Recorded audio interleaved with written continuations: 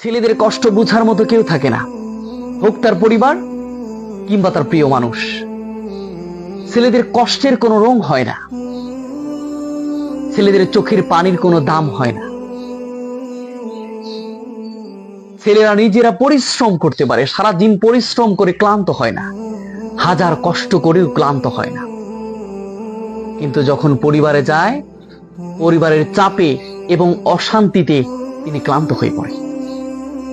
সারাদিন পরিশ্রম করে আমরা কখনই ক্লান্ত হই না, কিন্তু পরিবারের যখন চাপ হয়ে যায় তখন আমরা ক্লান্ত হয়ে যাই, অশান্তিতে ক্লান্ত হয়ে যাই, কষ্টে ছেলে মানুষ ক্লান্ত হয়ে যায়।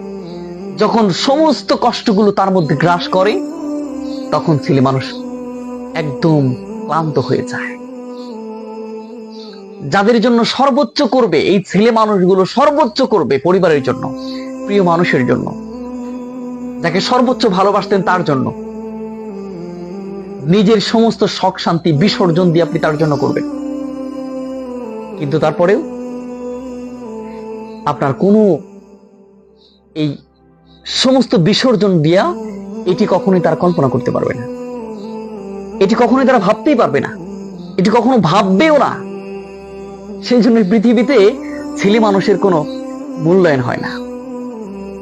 ছেলে মানুষ আজীবন অন্যের পিছনে শ্রম দিয়ে যায়, কিন্তু কখনোই সে শ্রমের যে দিয়েছে তার মূল্যায়ন কখনো পায় না।